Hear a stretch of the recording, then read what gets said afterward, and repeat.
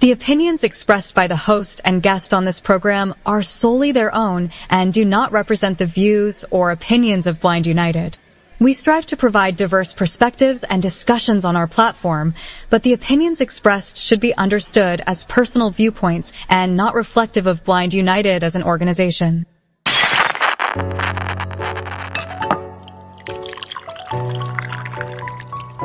It's time. It's time for coffee time. Coffee time. Coffee time. Coffee time. Coffee time. Coffee time. Coffee time. And here is your coffee time crew.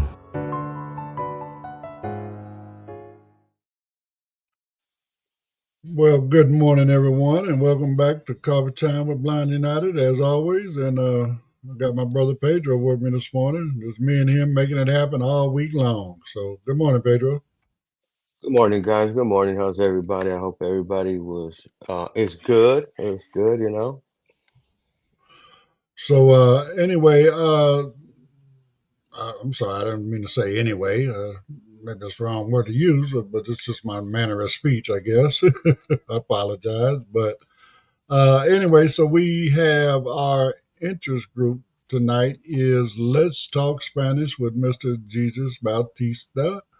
Again, former educator, graciously donating his time, come in and teach us basic conversational Spanish. So, you know, if you like to be able to communicate with your neighbors and, you know, all that good stuff, you're more than welcome to come in and learn some conversational Spanish. I'm quite sure your neighbors would appreciate it to the point to where, you know, they might even do what they can to try to learn a little bit, you know, of English to where, you know, again, you can be more sociable with one another rather than just kind of waving at each other and, you know, not trying to bridge that communication gap, right? So that's what this is all about. So if that's something you're interested in, please come out and hang out with us again, 5:30 p.m. Pacific time. And hey, you'll learn a few phrases and communicate with your neighbors. So anyway,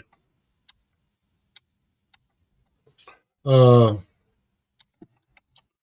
was I getting ready to say? Okay, well, I'm getting ready to get in. I'm running down there.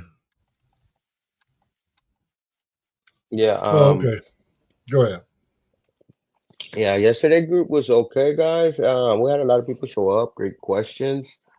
Our meta group is one of the ones that people ask questions, even when it comes to some of the AI and other techniques, but where we concentrate on Ray-Ban, and we even had a conversation about the Oakleys and their specs and functionality, and if you may want to get a pair depending on your lifestyle and what the Oakleys are for, and you know, and how they compare to a Ray-Ban Metas. So, you know, for the people that joined us, thank you for coming. And if you would like to join us, you could email info@blindunited.org Right. or hit our website www.blindunited.org. Everything is there. Yeah, all of our interest groups are all listed there. And just, you know, also kind of understand, even though within all of our tech groups, right, whether it be, you know, getting the most out of your metas, JAWS, advanced technology, AI for beginners, JAWS tips and tricks, whatever they are, right? Uh, First and foremost, we want to help you get past what barrier you're facing, right? Just like he was saying, you know, where a lot of people show up, we get people asking questions. You know, that's something that in a lot of these, you know, training situations what people don't really get to do, you know, and then they don't really have an opportunity to really, you know, work out what they're dealing with. They have to just deal with whatever lesson that the facilitator's putting out there, right? So again, we want to help you get past what you're facing, whatever barrier you might be facing, offer the best advice we have. You know, we got some pretty smart guys, you know, Pedro and George and uh, uh, uh, Andrew, you know, these folks are, I mean, they're good. They're all instructors. They teach others how to do this every day, you know. So, again, they're knowledgeable in what they do. So again, we want to help you. And if you ain't got no questions, okay, now we can show you some, different stuff. Pedro's always coming up with some newer stuff to do with your phone. George is always coming up with some newer, easier ways to do stuff with your computer. Andy, he's very knowledgeable. I mean, he's more of a straight lesson kind of guy, but when you hit him with a question, he can definitely answer it for you. So anyway, that's just the way we get down at Blind United. So think about that as we move forward. So anyway, this first article is, we hear a lot about cancel culture. And bottom line, now it is starting to hit us in Hollywood and other different things like that. So anyway, but go ahead and let's run this first one, Pedro, and we'll get back with it. Hey Blind United crew, let's pour a strong first cup for a topic that's as complex and layered as a good movie plot. For generations, we've looked to Hollywood as a great American storyteller. The film and television industry has been a powerful cultural force, reflecting our dreams, challenging our norms, and shaping the nation's identity for the entire world to see. But many cultural critics now argue that the golden age of cinematic risk-taking is fading, replaced by an era of caution, corporate control, and algorithmic predictability. The user's prompt frames the issue perfectly. Under intense political and corporate pressure, the major studios and streaming giants have begun to retreat. The mid-budget drama, the quirky independent film, and the politically charged story are increasingly rare sights in a landscape dominated by sequels, remakes, and globally marketable superhero franchises. This shift is driven by a few key factors. Massive media mergers have consolidated power into the hands of a few companies who are naturally risk-averse. The need to appeal to a global audience, particularly in markets with strict censorship, often means sanding down any controversial edges.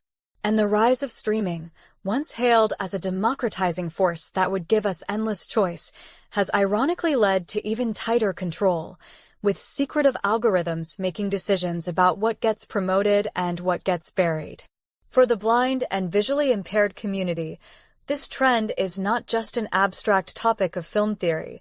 It has a direct and profound impact on our entertainment experience.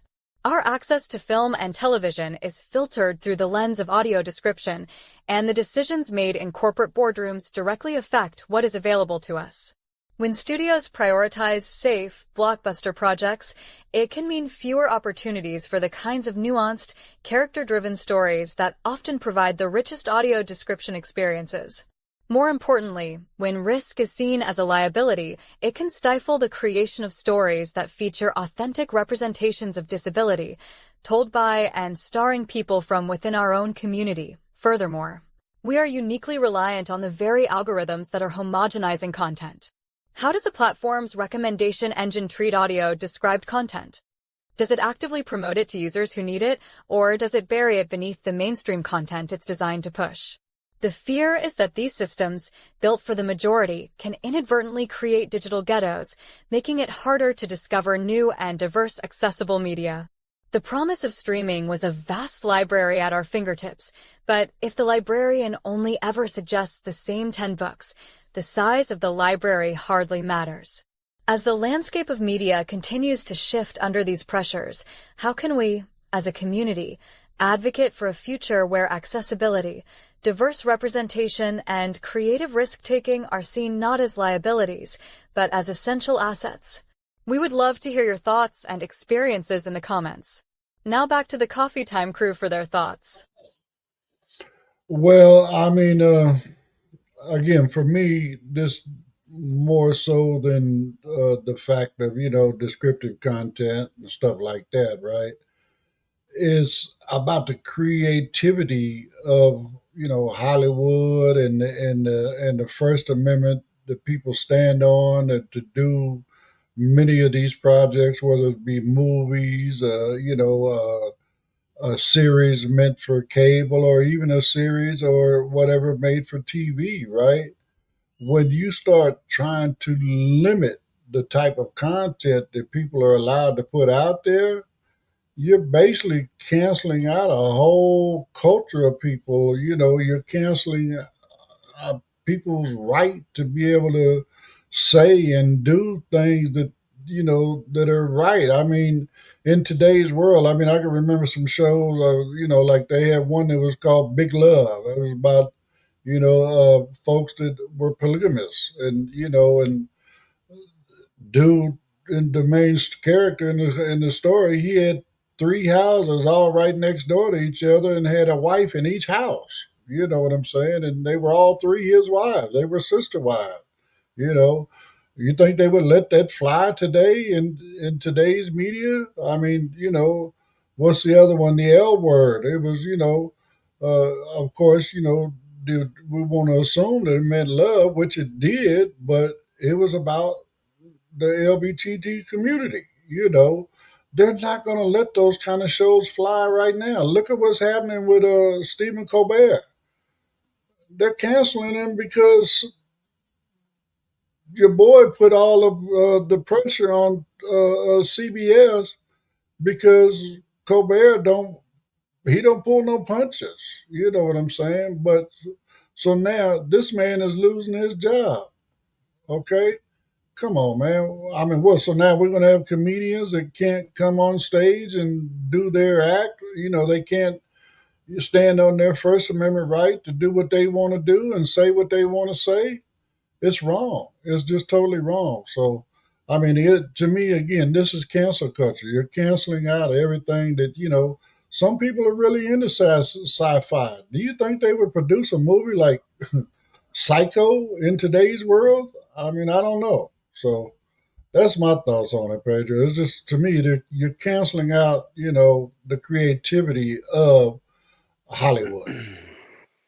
Yeah, well, there's been different aspects on that. This has been talk among the right.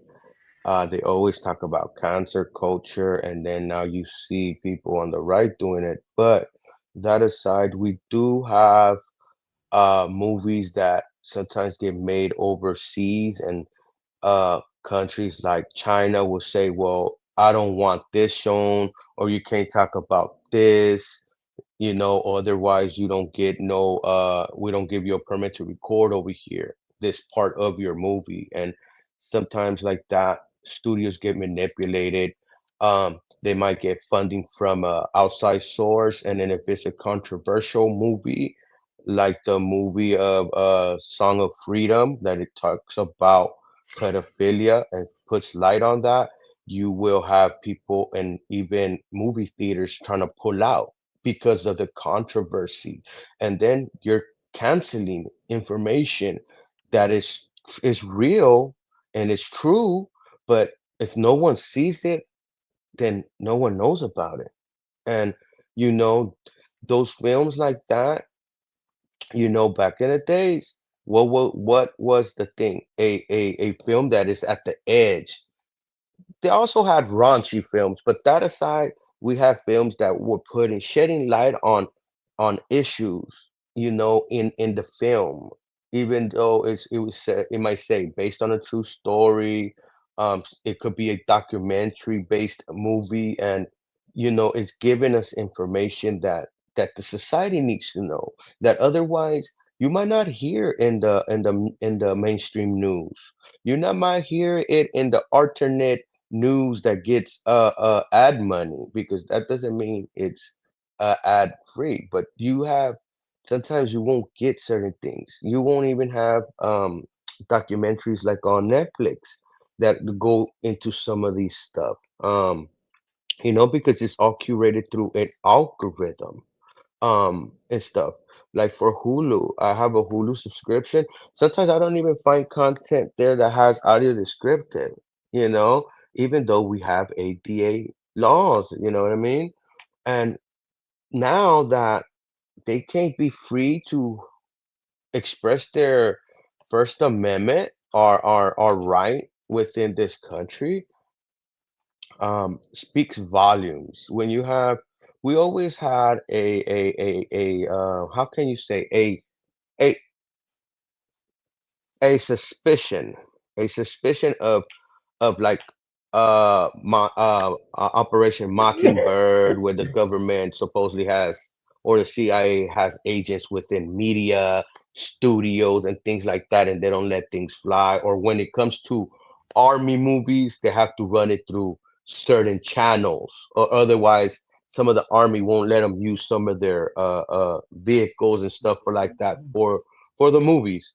So it comes from all different aspects, and we it's it's it's it's kind of crazy that art gets stifled down and creativity just for a narrative, or don't talk about this, and we don't want you to talk about this, or otherwise we pull funding, we cancel you, and that's snowflake behavior, and we see that happening right now with this administration, the biggest snowflakes in office, and they're crying, and that's what they're doing.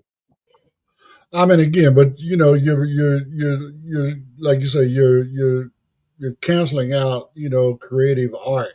You know what I'm saying? I mean, I get that, when we talk about some of these controversial topics, right? So let's take like the L word. Okay, now we're not going to show these ladies and folks from the LGBT community, actually having sex. No, we're not producing porn, right? But it is a lifestyle. It is, regardless of what you do, that culture is not going away. You know what I'm saying? And so it doesn't make sense to hide it. You know, I mean, Well, I remember growing up. Like in Europe, their TV and stuff is much, much, much more liberal than ours. I mean, I don't know if you ever heard of Benny Hill.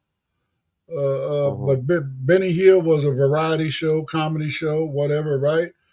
But they used to get sexually explicit in that. I mean, those those um, shows were really, really highly censored. The episodes that they were allowed to show over here, right, because of that explicitness. But do you that watch makes Netflix, sense. Ed? Yeah, I was not anymore, but I did. Okay. Well, when a show moves to Netflix, it's because it's no more host bar on the show. Netflix does have a section for the LGBTQ community. That's a complaint that you get from the right that they show all this. They do have it. The thing is that now we have a new landscape with this administration putting lawsuits and getting people fired and stuff like that. So studios are gonna be way more caution. Netflix is gonna try to switch the algorithm and they feel threatened and feel that they're gonna get some type of blowback from the government, you know, a lawsuit that could cost them millions and millions of dollars. So this can have an effect on the way we receive our content, you know, and No, because I've seen those sections, they're there. Those shows are there too for the LGBT community. They're there, and they get graphical, and not just those shows. I mean, just regular shows. Period. They get graphical. well, If again, you haven't seen the they're non WWE show, that right, is no hands bars, no. They show all kinds of stuff in that new WWE. So you right. know, it's But just people trying to cry for stuff. can you hear me? Yeah, I hear you now. Oh, okay. So, I mean, I agree. But my point being is when you create these lawsuits, right? Now, yes, you are making people scared to produce these projects, right? But Hmm. at the same time, it doesn't make any sense, right? Why are you going after these people? These people have been doing this stuff for years. You know what I'm saying? It's part Hmm. of the creative art process, right? It's a part of the creative story process. I mean, not all of these stories have to be actually factually true. I mean, again, when they first put out Terminator, that's a science fiction. That's, you know what I'm saying. Hmm. It's a fictional show. So on and so forth. There's a lot of fictional shows. Star Wars, Stargate. Star Trek. All of these different shows are all fictional shows. But my point being, when you start putting pressure on people to stop doing certain things, it's not right. These types of lawsuits, in my opinion anyway, they should not even be allowed. You know what I'm saying? Why would Netflix, to me, it's wrong to go after Netflix for showing these things, just like it's wrong to It's go after control. whatever studio Um, produced it. You know what I'm yeah, saying? yeah, it's control. It's control because why would, and this is a side issue. In certain red states, they're gonna require you to put in your ID if you want to watch adult content. You know, Right. it's all about control.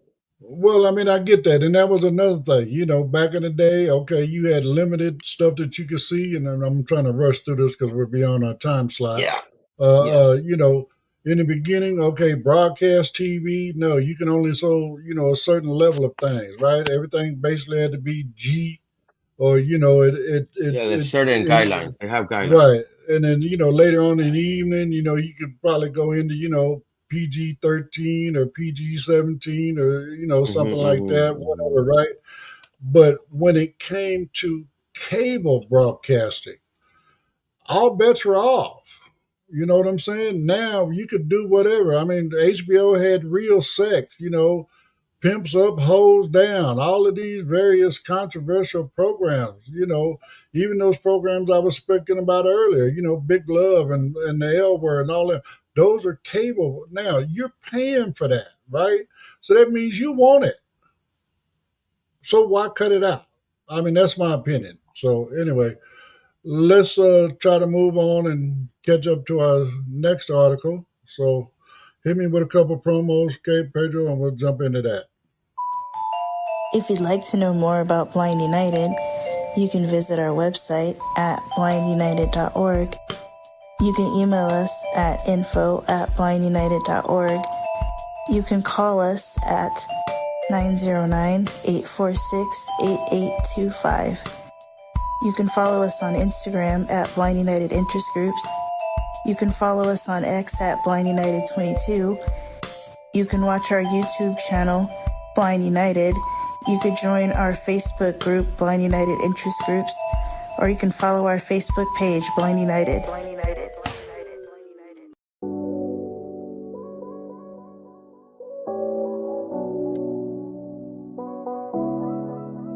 Throw on the blue, yeah, we rep that crew. Blind, not as strong, we staying true. From Smarter 4X, come get your fit. Royal with the logo, we all legit. 15 till July 26th. After the party, we raising a fix. Get it now while the deal still live. Loyal to the cause, we thrive and survive. Rock the logo, show who you are. Standing for the vision, we've come so far. It's more than merch, it's a movement we live. Loyal to the cause with all we give. From baked goods to tech, we building the way. But that royal blue shirt, it's here to stay. Don't sleep, grab yours before the shift. After the 90s party, it's a price uplift. 15 till July 26th. After the party, we raising the fix. Get it now while the deal still live. Loyal to the cause, we thrive and survive.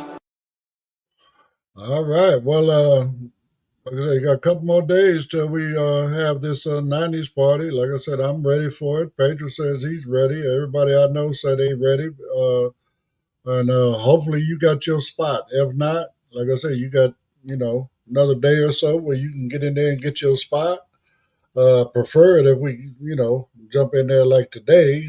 Like I said, just so we can kind of get a really, a head count so we know how many people we're taking care of, and making sure we got enough volunteers and all that to be able to service everybody that attends. So if you want to do that part, come and hang out with us at the 90s Throwback Party.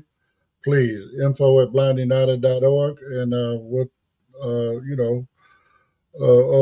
accommodate you and make sure you get you a spot and make sure that you are very well taken care of once you come to our event. So, anyway, Carol's in the comments. She said good morning, and she does remember Benny Hill. So, anyway, this next article, it's about, well, it says holistic, but it's the realization of, what we consume and how it affects our body in the way we perform in certain things, right? So anyway, check this out and we'll talk about it on the other side. Hey, Blind United crew, let's pour our next cup and stir into a topic that's all about our holistic well-being, connecting dots we might not have considered before.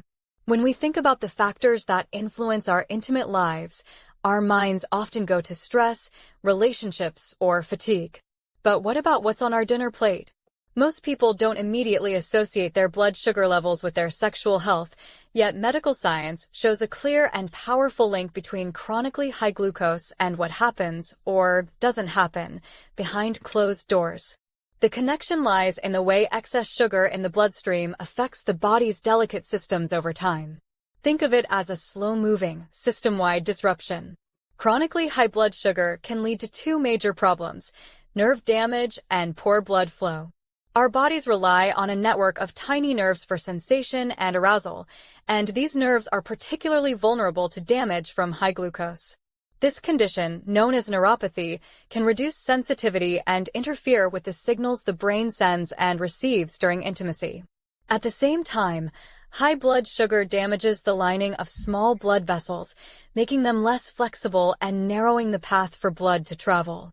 Since sexual arousal in both men and women is fundamentally dependent on robust blood flow to the genitals, any impairment can significantly dampen the physical response, beyond the direct impact on nerves and blood vessels. Imbalanced blood sugar can also throw hormones out of whack. It can interfere with the production and regulation of sex hormones like testosterone, which is a key driver of libido in both sexes. And on a more basic level, the constant energy spikes and crashes that come with a diet high in refined sugars and carbohydrates can lead to persistent fatigue and moodiness, two well-known passion killers. It's important to note that this isn't solely an issue for individuals with a formal diagnosis of diabetes. Anyone on the spectrum of insulin resistance or who consumes a diet that leads to frequent blood sugar volatility can experience these effects to some degree. The good news is that this information is not meant to be alarming, but empowering. It reframes sexual health as an integral part of our overall health, much like heart health or mental clarity. By taking steps to manage blood sugar through a balanced diet, regular physical activity, and stress management, individuals are not just managing their risk for chronic disease, but are also investing in their vitality and intimacy. It's a powerful reminder that the body doesn't operate in silos. Every system is connected. Have you ever been surprised to learn how one aspect of your health, like diet or exercise, had an unexpected ripple effect on other parts of your well-being? We'd love to hear your thoughts in the comments. Now back to the Coffee Time crew for their thoughts. Well, I mean, I've kind of known this for a while, as far as, what you eat affects your body and how it performs. I didn't realize that sugar had such an impact on, especially when we're talking about your sex drive, right? But I mean, it makes sense. I mean, it really does. But, I mean, I don't know, maybe rather than just sitting around and eating bonbons, you start getting into, chocolate syrup over your partner's body or something. I don't know. Consume your stuff in a different way.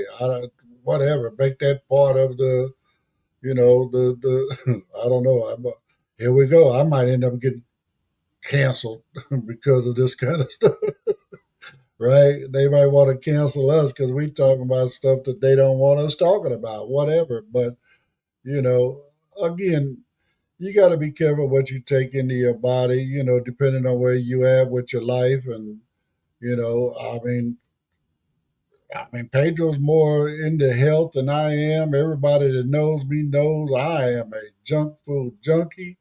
I eat what I eat, the way I eat, and can't nobody change me. I'm going to keep doing what I do, So, luckily, as far as health wise, I'm okay. I am 68 years old, so it ain't like I'm, performing like I'm 17, but at least I can still perform, So anyway, you know, if it, and then again, our DNAs, balance. You know what I'm saying?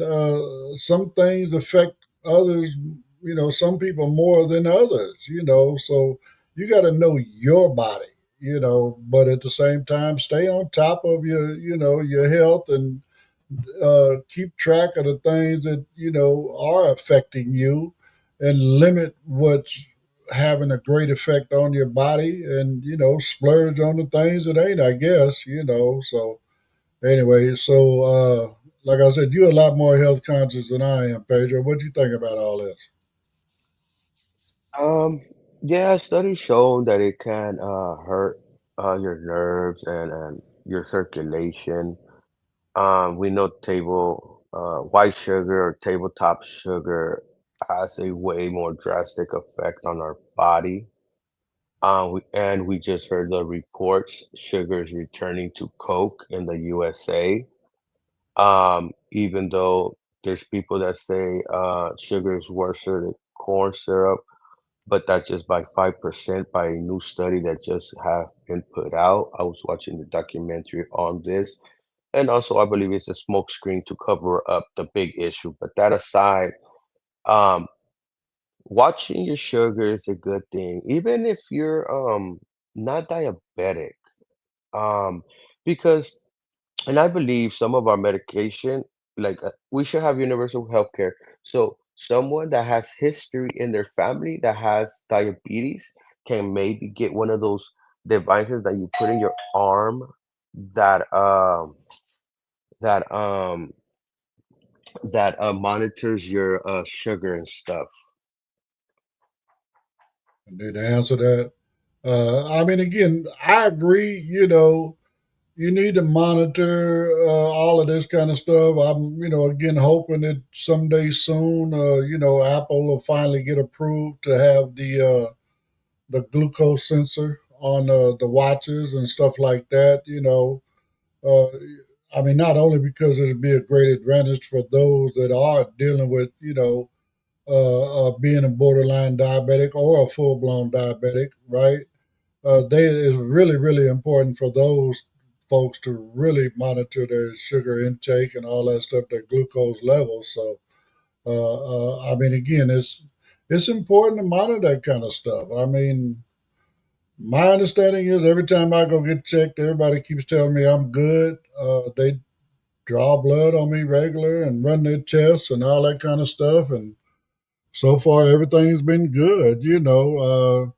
They've not told me that I need to cut back on this or cut back on that. I mean, especially now that I done quit smoking per se, that was their big issue. Now that I done quit smoking, they pretty much leaving me alone, so I'm good with all of I'm that. back.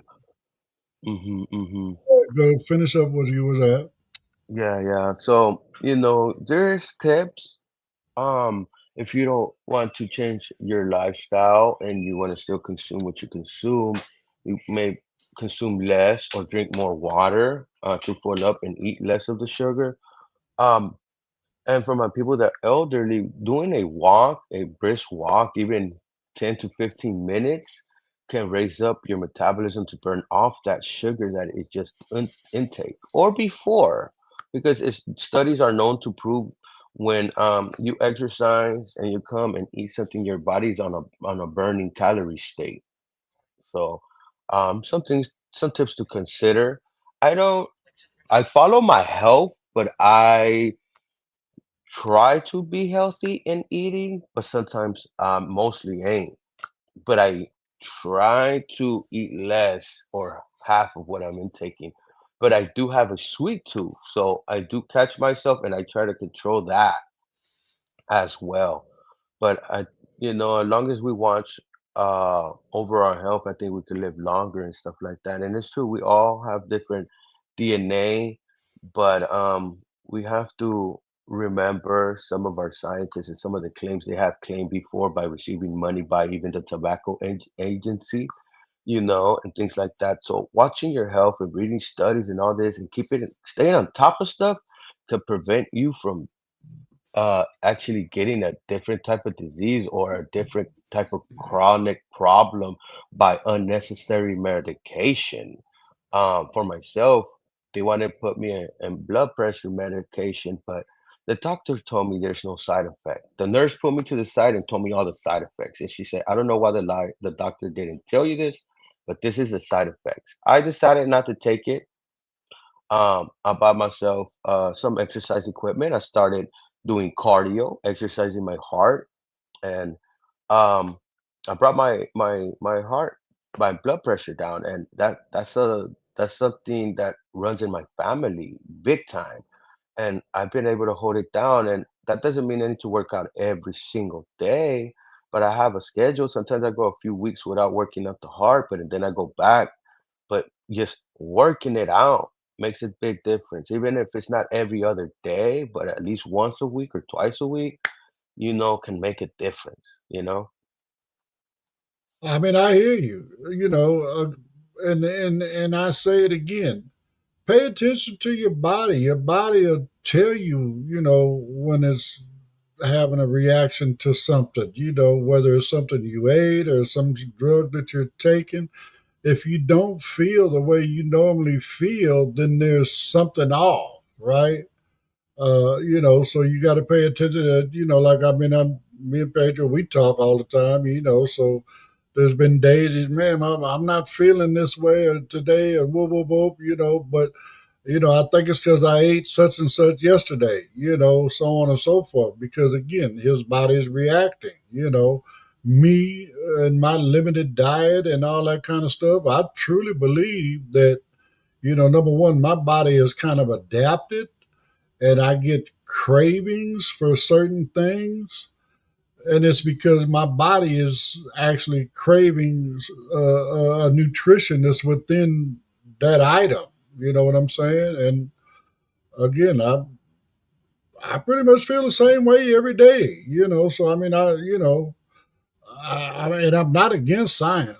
Trust and believe I'm not. But again, maybe I'm just a freak of nature. I don't know, but again, pay attention to your body. Your body will talk to you. Your body will let you know when something's off, and then it's just a matter of trying to figure out, what caused your body to be off and then try to correct that.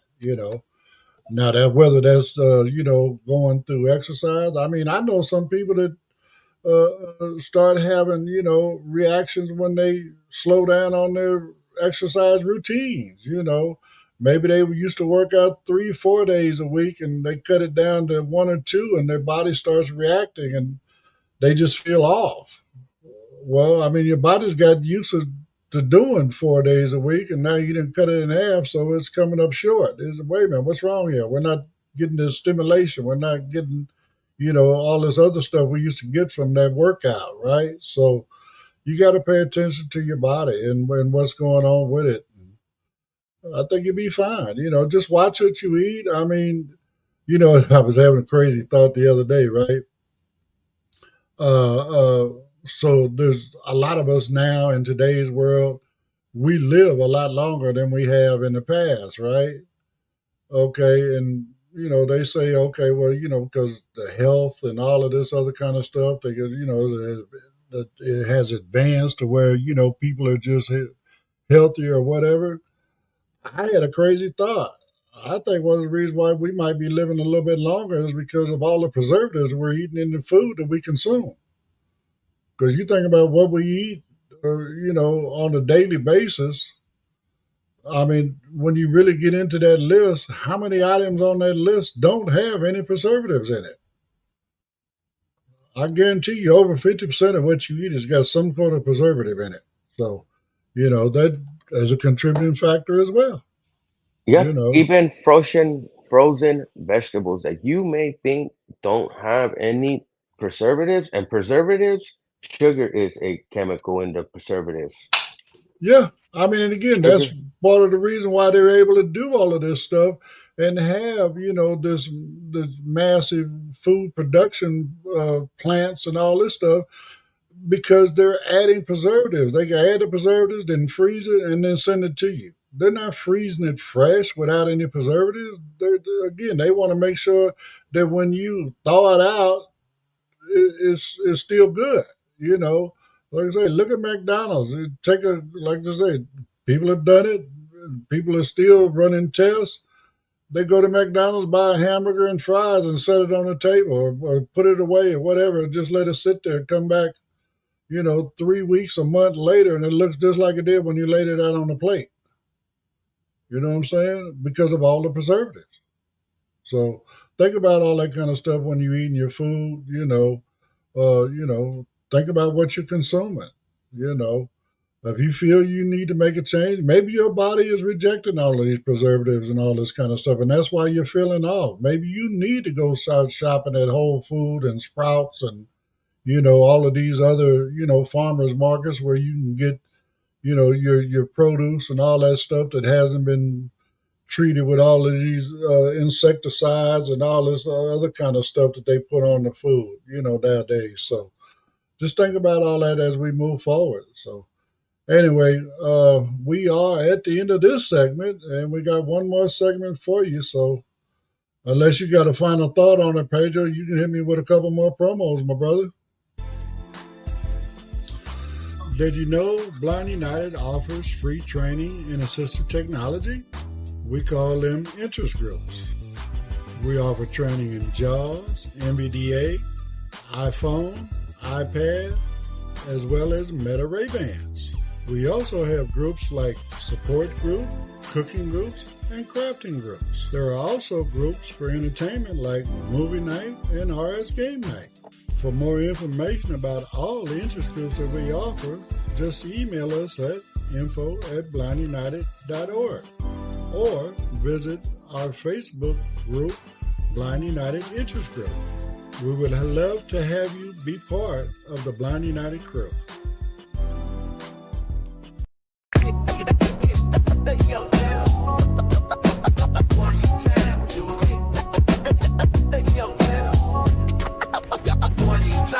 Yo, coffee time crew, it's about to get live. Blind United's throwing it back, 1995.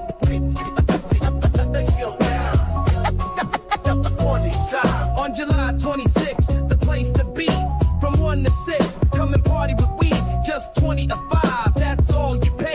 To vibe with the drive the 90s way. Tootsie Roll, Running Man, and the Roger Rabbit. Biggie on the track, and we gotta have it. Stone Cold, the rock, bringing all the hype. Snapbacks, cross colors, the 90s type. So call your crew and step through the door. Blind United's 90 jam, can't ignore. Saturday the 26th is going down. Where the love is loud and the beats are style.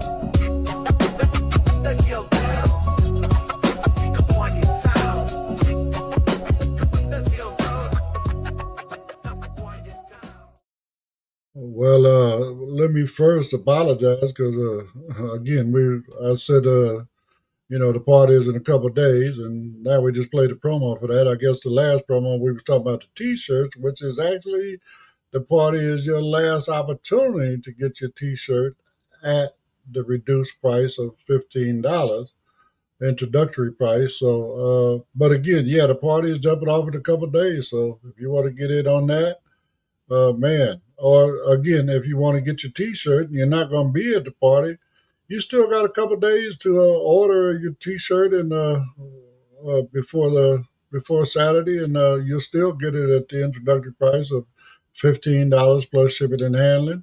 So, Tisha is in the comments. She says she said good morning, and she loves shopping at Sprouts. So,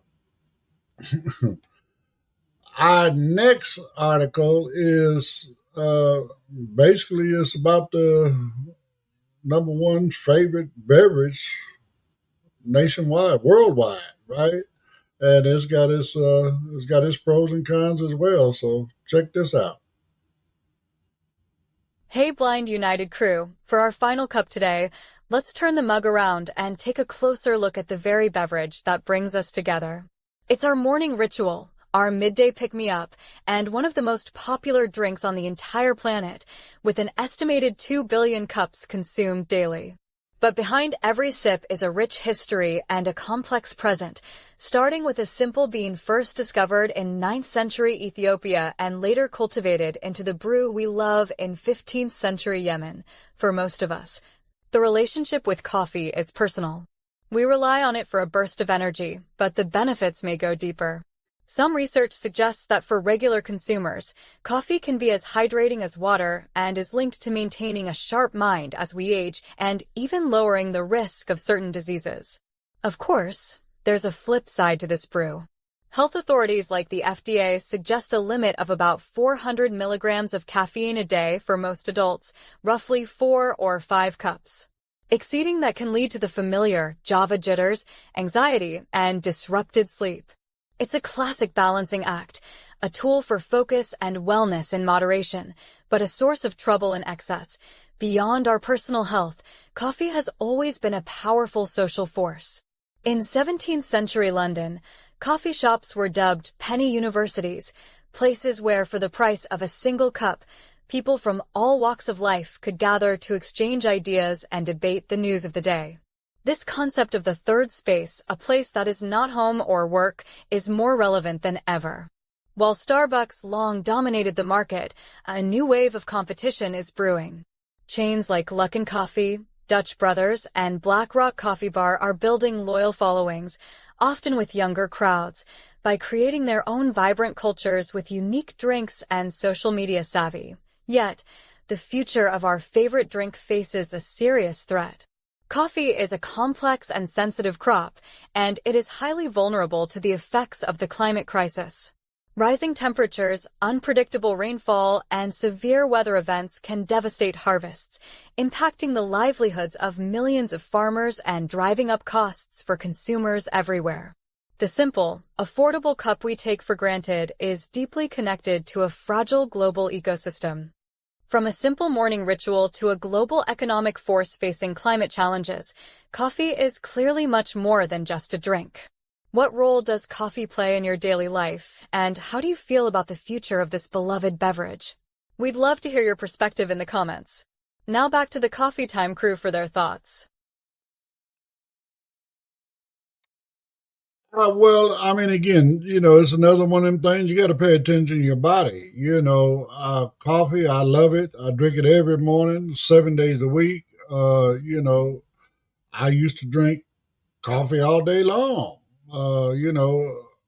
It doesn't affect me. Caffeine doesn't affect me like it does a lot of folks. I mean, again, is it hydrating? Yeah, I used to drink coffee in the middle of the heat, in the middle of summer.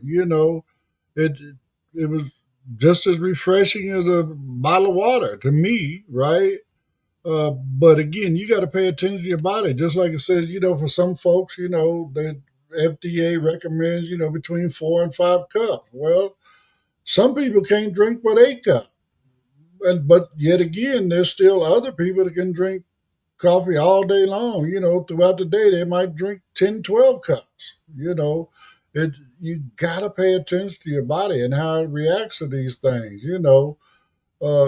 Coffee's been around a long time. It's a social thing. I mean, nowadays with Starbucks and these other coffee vendors now, I mean, yeah, they still got coffee in them per se, but they've gotten way out with the flavors and the recipe, the so on and so forth. I'm quite sure you got a few, Pedro, but like I know my daughter, she goes in and she's got it down in her head exactly the way she wants hers. Give me 2 shots of this, or a squirt of that, a shot of this, and all. Whoa, whoa, whoa. I mean, damn, where's the coffee at? Because I hear all this other kind of stuff. Again, it's just one of those things. Coffee is it's a great social thing. People, it's a great pick me up. It was what people used long before Red Bull and Monster and Rockstar, all of these energy drinks and so on and so forth.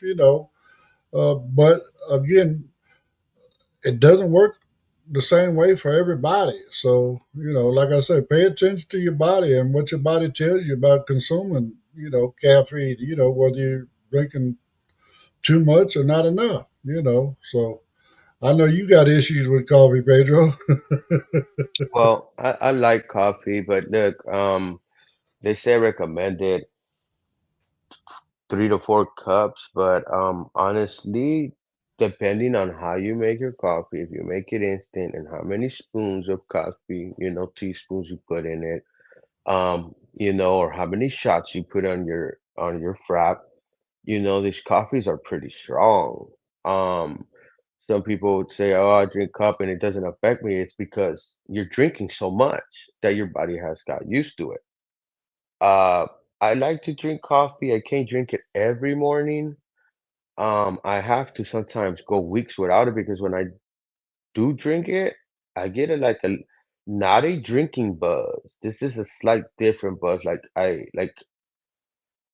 I don't know. Okay, so imagine if I took just one hit of a cigarette, something like that, like an effect of that almost. But I feel a buzz. It's basically like a slight little buzz, and then it gets me wired up. People can see me when I'm in the live doing the show. I start going and going. It does have a energy boost, or I guess hyperness, you Right. know. But it does dry you out because sometimes after I drink water, I feel refreshed. But that's another thing of our body. Even if I have coffee and if I'm thirsty and I sip on coffee, my body wants water, but it's getting liquid. So it's gonna be like, oh, this is tasting bomb, especially like when it's cold and has ice in it, but it's still coffee. It does affect.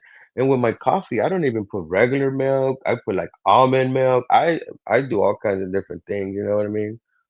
With my stuff. Oh, I mean, I hear you.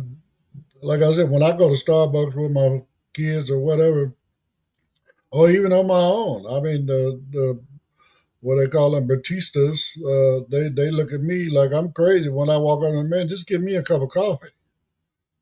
You don't want any latte. You don't want, any caramel or what, No, I don't need none of that. Just give me a cup of coffee with cream and sugar. I'm good.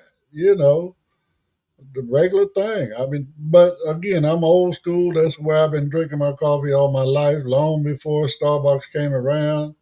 Uh, Iced coffee, that ain't never been my thing. But some people, that's all they drink is iced coffee, and I'm not mad at them. You get your caffeine whatever way you get your caffeine, that's up to you, But again, you got to pay attention to your body. Like Pedro was saying, he notices he gets, a buzz from this, So he knows, okay, well, 1 cup is my limit. I'm not going to sit there and drink 3, 4, 5 cups a day, right? Because his body's not going to handle that, where I And I 5 cups believe, for me. yeah, and I believe that's like a blood pressure thing. I don't know, like I don't know what can it be, but I know my family members, one of them drinks coffee and she has really high blood pressure, but she drinks multiple cups, and you know that can be a correlation to some of that Yeah. runs in my immediate family. So I used to suffer from high blood pressure. So I don't know if that might be an issue. I feel my blood pumping more or something. I do not know. It's something that I might have to talk to the doctor about. But knowing that, I know not to take too much. And it's not like a drunk buzz. It's nothing like that. But you feel a head change. Well, that might be one thing you could do with your watch, Pedro. I know you monitor your heart rate. Just pay Hmm. attention to what it is before you have your coffee, and pay attention to where it's at. 10 minutes after you have your coffee, or while you're drinking your coffee, just to Yeah, see. yeah. If the watch was able to handle blood pressure, and I think the new one, the rumor is it's coming with a blood pressure sensor. Well, I mean, it makes sense. I mean, again, all I got to do is find a way to tighten up the band on your wrist. I mean, I guess you would almost have to move the watch away from the wrist joint. I think they're In a doing it with a different type of technology. It's not even about creating a pressure point. They have to do something has to. I wonder how they're doing it. It's a software, and they have a new sensor. It's not even like a tightening thing. So I want to see how they're gonna make it work. Because they even have like EKGs, and I do myself some and keep them on record. And with all this, you can export all your records and even bring it to your doctor to show, you know, so you Right. get an overview of your health. But yeah, coffee is yeah, I love coffee. I like, you know, sometimes I have to do half a teaspoon when I do my own in instant coffee, and I do like half a cup, you know, or a little more than half a cup, but I don't always do a full cup. Mine's just still sitting over there in the counter, and I'll probably get to it like later on today and take a little sip and be done with it, you know? I hear you, and there's definitely nothing, in my opinion, there's definitely nothing wrong with instant coffee. I drink instant coffee as well. I do prefer, brewed coffee. For whatever reason, it does have a better taste to it. But Okay. you know, I like my but cold brews. Have you tasted a cold brew before? no, because I don't do cold coffee. You know, Man, those but are at the good. same You might time, love it. the 100, I don't do coffee. Evidently, I didn't realize, but there's actually a, what they call a preferred temperature for coffee, and I believe it's like Oh, a hundred and some degrees. Yeah, Ed, the scientists broke it down to the perfect brew, the temperature, the time, everything. There is a whole science behind brewing, and I have somebody that's a scientist in my family, and damn, they could get down to oh my God, man. They get tight on their coffee and every second and how much grains and what ratio to what ratio. Oh my God. yeah. There is a little science to it. On that note, okay, thank God for the science, but my body tells me, my tongue tells me, no, that's too hot. You need some ice, So, like when I do stuff in my Keurig, I'm being honest, man. I drop some ice cubes down in the bottom of it, and with my cream and my sugar before I set the cup under the Keurig machine. All my stuff is in there. It's being mixed as the coffee comes in, but it's also being cooled off. I got that down to a science. I know with these new smaller little ice cubes that the newer refrigerators put out, I need 5 cubes. But that coffee's perfect for me. Now, you've been in my house, Pedro. I got that other ice thing in there, the craft ice. It gives us those little balls. So when I'm doing my instant, same thing. I grab one of those balls and I put it in my cup, put my instant, my cream, and my sugar, and I go over to my